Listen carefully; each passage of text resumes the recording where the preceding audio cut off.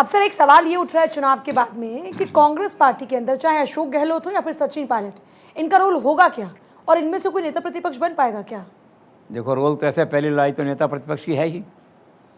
अशोक गहलोत खुद कभी बने नहीं, खुद पार्लियामेंट उनको विधानसभा आने में ज़्यादा रुचि नहीं रहती है। कभी एक बार आते हैं, हमला करना होता है विपक्ष, जब आगे करारा हमला करते हैं। भैरव सिंह के टाइम में वो आते थे विधानसभा में, भैरव सिंह को डिमोलिश करते थे एक तरह से। स्वर्गीय भैरव सिंह को कोई ऐसा मुद्दा उठाते थे, वो परेशान होते थे।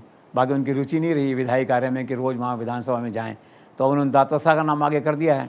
और ये लगता है मुझे कि जाट बनने की संभावना है, और इसीलिए उनका लोगों का मन है कि अगर वो श्री रामेश्वर डूडी वो होते तो आज वो बन ही जाते। तो फोकस ये है कि शायद कोई जाट बने इस तरह से, जो लीडर ऑफ अपोजिशन है विधानसभा में जो है बने, निश्चित नहीं कह सकते। और पायलट हो सकता है आलाकमान, क्योंकि काफ़ी कुछ हो चुका है और पायलट मन में बहुत निराश होना चाहिए, ऐसा मुझे लगता है कि क्या हुआ। फिर भी उम्मीद थी कि सरकार बनेगी तो मैं बनूँ, सरकार ही नहीं बनी, उम्मीद वहीं ख़त्म हो गई। तो पायलट के जीने की कांग्रेस में कोई उम्मीद नहीं बची है एक तरह से। हो सकता है वो निराश होकर ये भी कह सकता है कि यार नहीं बनना मुझे लीडर ऑफ अपोजिशन, तो उनका तो ये है। और नहीं तो एआईसीसी में है वो, फेस वैल्यू पे से Gandhi are close to him, चाहे प्रियंका है चाहे राहुल गांधी है। पायलट बहुत नॉलेजेबल आदमी है, कैपेबल आदमी है, मीडिया हैंडल करता है, यंग है, स्मार्ट है, इसमें तो कोई डाउट है ही नहीं ना।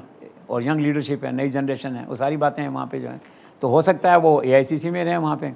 अशोक गहलोत का सवाल जहाँ तक है, मुझे नहीं लगता खुद वो लीडर ऑफ अपोजिशन बनेंगे, नहीं बनेंगे तो उनका मन है। कई दफ़ा ये भी होता है 75 पे आदमी आते आते कहता है मैं अपने घर में ठीक हूँ, मैं जोधपुर ठीक हूँ, अपने वहाँ पे रात में शाम डार पे कचौरी खड़े खाएंगे बाहर खड़े होकर के और चलेंगे जयपुर में, और 50 लोग मिलने आ रहे हैं, 4 पत्रकार आ रहे हैं, अपना सब ताम झाम सही है, अपना जो है अपना सब यहीं ठीक है, क्या करेंगे एआईसीसी में जाकर के, उनकी इच्छा है।